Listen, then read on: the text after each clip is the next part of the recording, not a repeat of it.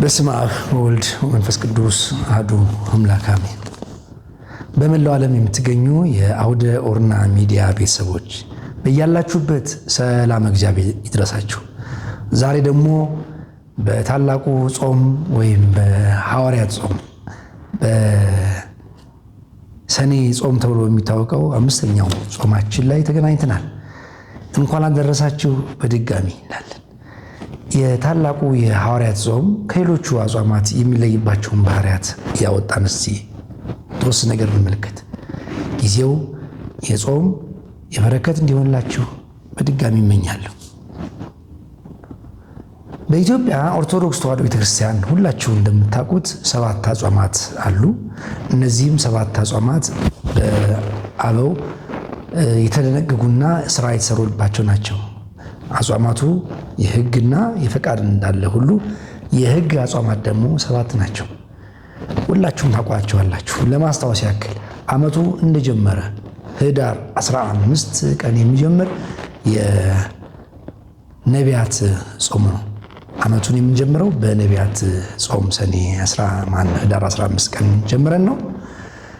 በሁለተኛ ደረጃ የምንይዘው የዚህ የሰኔ የህዳር 15ቱ ጾም የሚፈጸመው በ29 ነው። የገና በዓል ወይም የገናን በዓል ስናከብር ነው።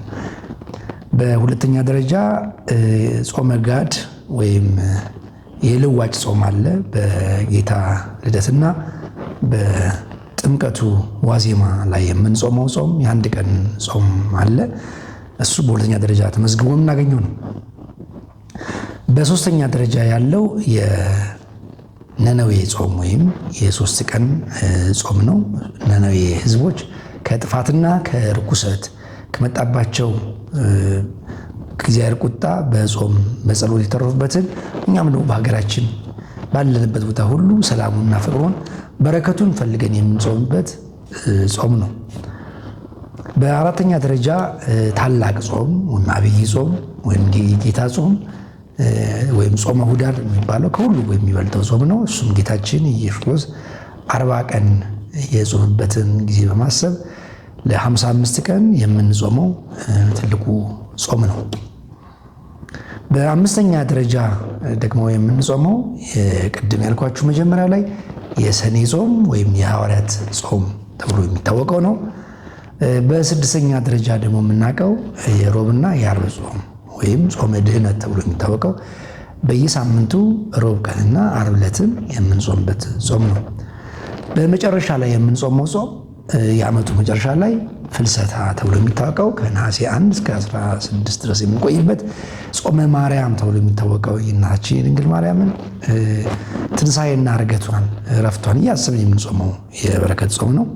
እነዚህ 7ቱ አጽዋማት ማንኛውም ኦርቶዶክሳዊ እድሜው ለጾም የደረሰ እንዲሁም ከ7 ዓመት በላይ የሆነ ሁሉ እንዲጾመው ቤተክርስቲያን ታዛለች። ዛሬ ደግሞ ያነሳ ነው ከነዚህ ውስጥ አንደኛውን አነሳን። እሱም ጾመ ሐዋርያት ተብሎ የሚታወቀው ወይም የሰኔ ጾም ተብሎ የሚታወቀው ነው። አንዳንድ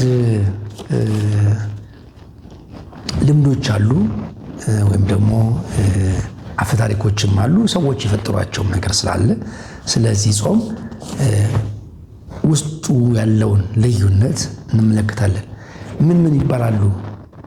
ስለ ሰኔ ጾም የሚነገሩ ነገሮች ምን ናቸው የሚባለውን ነገር ለማንሳት ያክል ቤተክርስቲያን አባቶችም አላስተማሩም፣ ሊቃውንትም በዚህ ጉዳይ አልተናገሩም። ግን አንዳንድ ዘመን የወለዳቸው ጊዜ የሰጣቸው ሰዎች ይህንን ትምህርት ሲያስተምሩ ይታያሉ። ለምሳሌ ጾመ ሐዋርያት ወይም የሐዋርያት ጾም የአባቶች ነው፣ የጳጳሳት ነው፣ የካህናት ነው፣ የቄሶች ነው አይነት ትርጓሜ ስተውት እናያለን።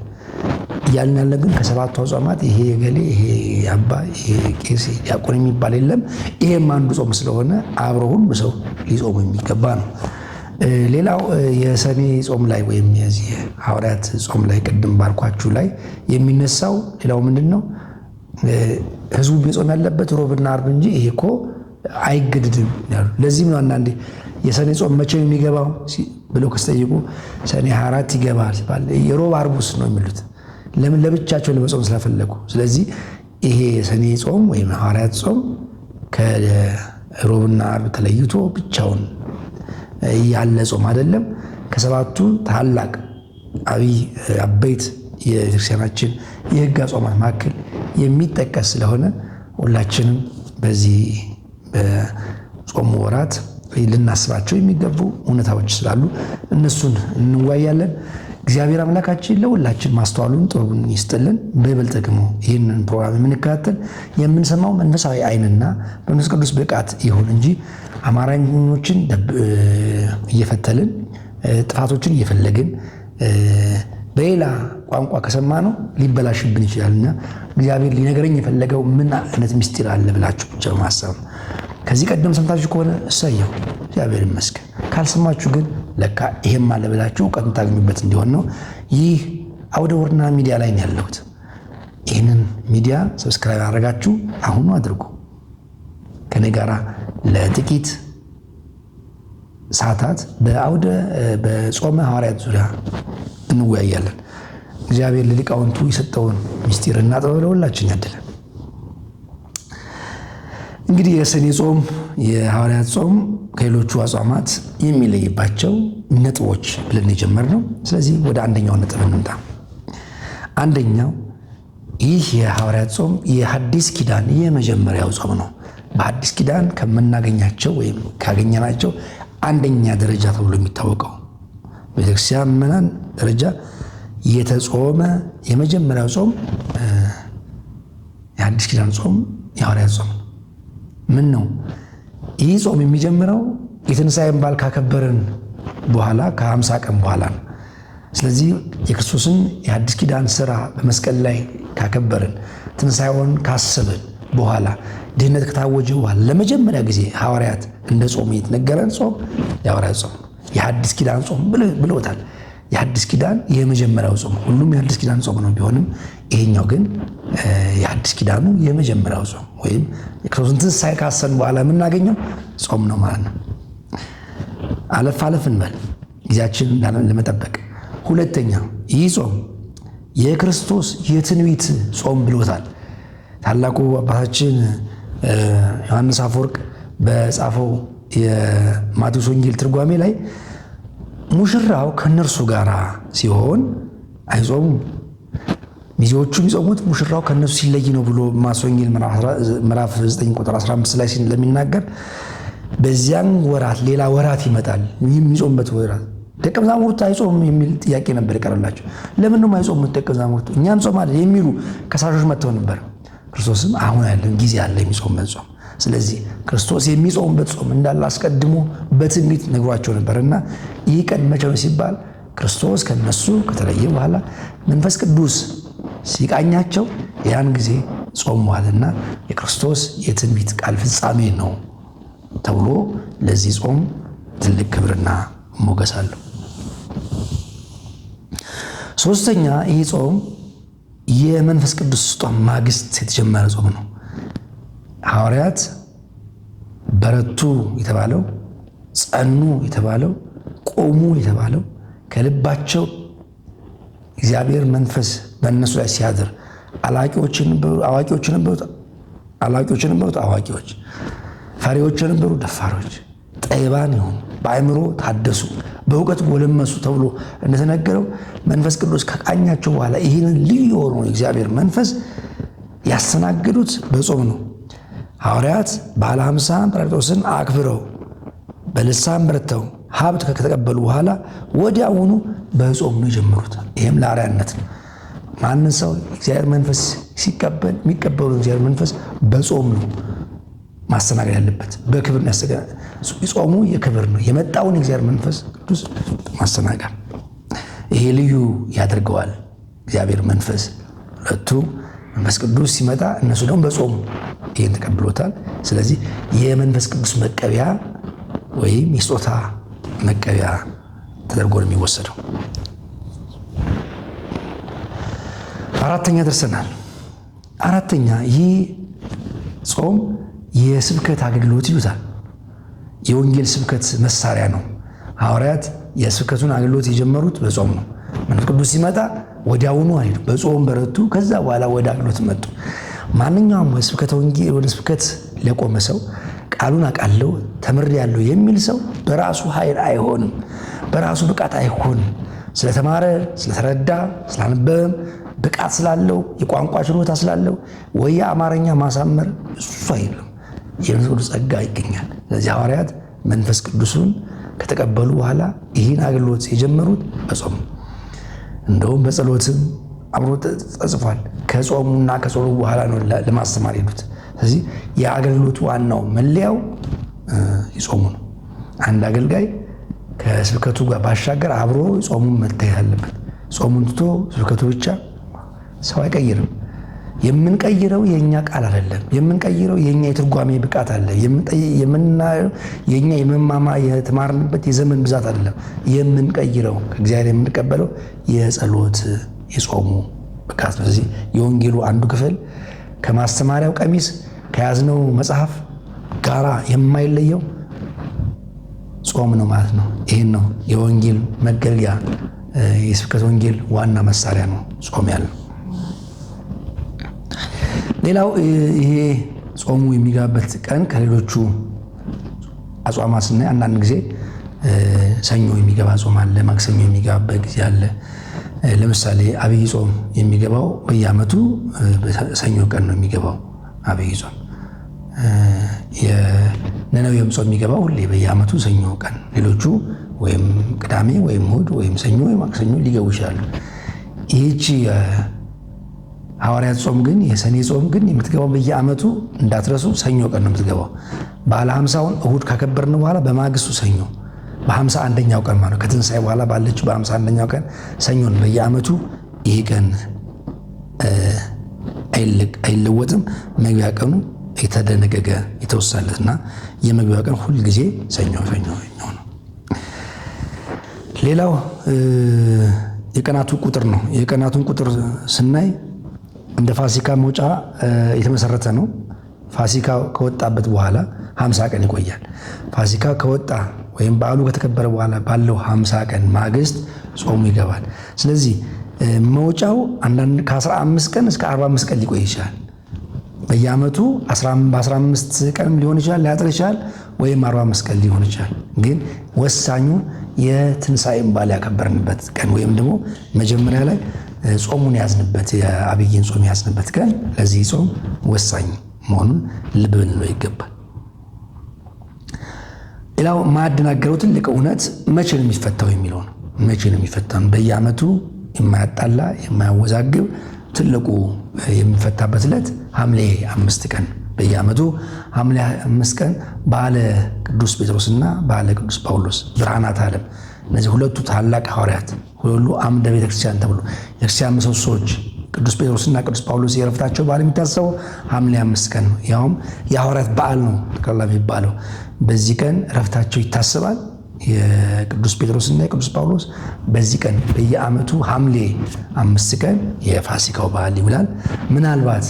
ምናልባት የዚህ ሐምሌ 5 ሮብ ወይም ዓርብ ከዋለ በማግስቱ በ6 ሊሆን እንደሚችል እናገባል። ጋር ስለሌለው ይህን እናገባል። በየ5 ቀን ጾሙ ያበቃል፣ ይፈጸማል ማለት ነው። ሌሎች ሰዎች ደግሞ የአዝመራ ጾም ብለው ጠርተውታል ይሄንን።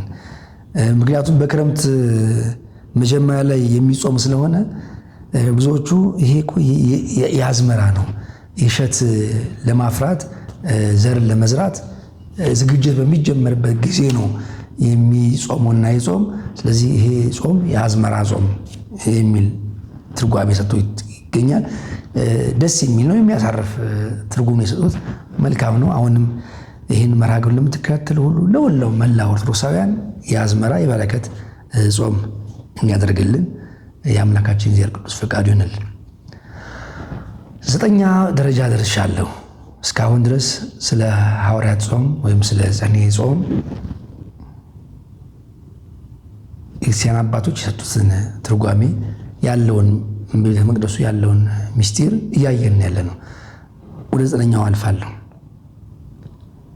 ሌላው ይሄ ጾም ከሌሎቹ የሚለይበት ለክህነት ለሹመት እየተዘጋጀ ነው። ሐዋርያት ክህነታቸውን ሹመታቸውን ከተቀበሉ በኋላ መንፈስ ቅዱስን ሾሙ አለው። ለአገልግሎት ከመጡ በኋላ በጾምና በጸሎት ይታበሩ ነበረና ይሄ በሹመት የሚገኘው ጵጵስናም ይሁን ቅስናም ይሁን ዲቁናም ይሁን ያለው እንዳለ ሹመት ዋናው መድኃኒቱ ዋናው ማብረቻው ጾምና ጸሎት ነው። እዚህ ሐዋርያት ሥራ ምዕራፍ 13 ቁጥር 3 ላይ በደንብ ይሁት። ከዚህ ውጭ አይሆንም። አግኝቻለሁ ሹመት ተሹሜያለሁ፣ አምሮብኛል፣ ተውቤያለሁ፣ ልብሴ ደምቋል በሚለው አይደለም። ይህ የመንፈስ ቅዱስ ቅባት እያንዳንዳችን የሚሰጠን የመንፈስ ቅዱስ ጸጋ የምናገኘው በጾምና በጸሎት ስንወሰን ብቻ ነው። ለምን ትምህርታችንም አይማረክም፣ የምናስተምረው ምንጨጨት ነው የሚለው ሰውም ሰምቶት ንስሐ አይገባም፣ ሰውም እኛን አይቶን አይለወጥም። ስለዚህ የጾምና የጸሎት ህይወት ያስፈልጋልና ስለዚህ ነው ይህን ጾም ይሉታል የሹመት ጾም የሚሉት የሐዋርያት የሹመት ጾም።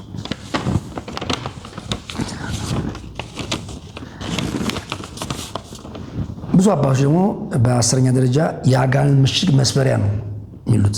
ይህ እንኳን ለአንድ ጾም ብቻ ለሁሉም የሚሰጥ ነው። ይሄ ጾም ዋናው ስራው የአጋንንትን ምሽግ መስበሪያ ነው።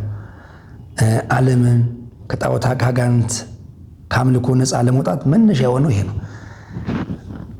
ድውይ ፈወሱ፣ ሙት አስነሱ የሚለው ስጋዊ በሽታዎች፣ መንፈሳዊ ደግሞ የሆኑ እስራት ያለባቸው አጋንንት ያሰራቸው በጣዖት አምልኮ በአመንዝራኝነት ኃጢአትን ከሚያሳስብ ክፉ ስሜት መራቅ የሚቻለው በጾም ነው። ይሄና የአጋንንትን ዋና መሳሪያ የምንሰብርበት ዋናው መሳሪያው ዲሞፍተሩ ጾሙ ነው። ይሄ ጾም በጣም በጣም በሚደንቅ መልኩ ቴስት አድርጉት፣ እዩት። ህይወታችሁ ዘመን እዩት። ያስቸገራችሁን ምንም አይነት የዲያብሎስ ፈተና ቢሆን ይህን ጾም በመጾም ድል ለማድረግ ሞክሩ። እግዚአብሔር ይራችሁ፣ ሁላችንም ያግዘን እግዚአብሔር። ሌላው የታላላቅ ሰማዕታት መታሰቢያ ጾም ይሉታል። ይህን ጾም የታላቅ አባቶቻችን መታሰቢያ ነው። ቅድም ስናገር ነበር። ቅዱስ ጴጥሮስን አንስተናል፣ ቅዱስ ጳውሎስን አንስተናል፣ ሌሎችም ሐዋርያት በዚህ ክረምት ወራት የሚነሱ ታላቅ አባቶች አሉ። ሐዋርያት ያለፉ አባቶች ለወንጌል አገልግሎት የተገረፉ፣ ለወንጌል አገልግሎት ዋጋ የከፈሉ በጣም ብዙ በርካታ አባቶችን። ስለዚህ በዚህ በጾም ወራት የምናስባቸው ብዙዎቹን የሐዋርያትን ባለ የነ ማቴዎስን የምናስብበት በዚህ ወቅት ነው። ብዙ አባቶች ዋጋ የተቀበሉበት ስለሆነ ይሄ ቀን የሐዋርያት። ሌላው ይህንን ጾም ይሉታል የፍቅርና የአንድነት ጾም ነው የሚሉት። የፍቅርና የአንድነት ጾም ያው ሁሉም በአንድ ልብ አልነበሩም። መንፈስ ቅዱስ ሲወርድ ሁሉም አንድ ልብ ነበራቸው። ከባድ ጥያቄ ነው። እንዴት 12 ሰው 120 ሰው አንድ ልብ ሊኖረው ይችላል? አንድ ሰው ራሱ አንድ ልብ ለማድረግ ከባድ ነው። እነዚህ ደግሞ 12ቱ ሐዋርያት 120 ቤተሰብ ሁሉም አንድ ልብ ነበርና መንፈስ ቅዱስ ጸጋ ሰጣቸው። ስለዚህ ጾሙ ሲጾሙ የአንድነት የልብ ጥያቄ የሚቀርበት የፍቅርና የጽሙና ጾም ተብሎ ይታወቃል። በ13ኛ ደረጃ የአዲስ አማንያን ጾም ይሉታል። የአዲስ አማንያን ጾም ትምህርት የሚማሩበት አዲስ አማንያን ታሪካቸው ስትመለከቱ የሐዋርያት ታሪክ የጀመረው ከዚህ በኋላ ነው። ቅዱስ ጴጥሮስ በአንድ ቀን ስብከት 3000 ሰው እንዲያሳመነ ከጾሙ በኋላ ከጸለዩ በኋላ መንፈስ ቅዱስ ከረዳቸው ጊዜ ጀምሮ በአንድ ቀን ስብከት 3000 ሰው መጥቶ ምን ላድርግ ይላል፣ ምን እናድርግ ይላል። በአንድ ቀን ስብከት 5000 ሰው ስብከቱ ትምህርቱ ብቻ ሳይሆን ከትምህርቱ ጋር የመንፈስ ቅዱስ ጸጋና ኃይል አለ። ያም ጾሙም እንዳለ ሁሉ በአንድነት ሰምተው ንስሐ ለመግባት ወደ እግዚአብሔር ለመመለስ በጣም ይረባረቡ ነበር እና ስለዚህ የአዲስ አማንያን ትምህርት የሚሰጥበት ወቅት ነው ብሎ ይላሉ። ቅዱስ ጴጥሮስ በአንድ ቀን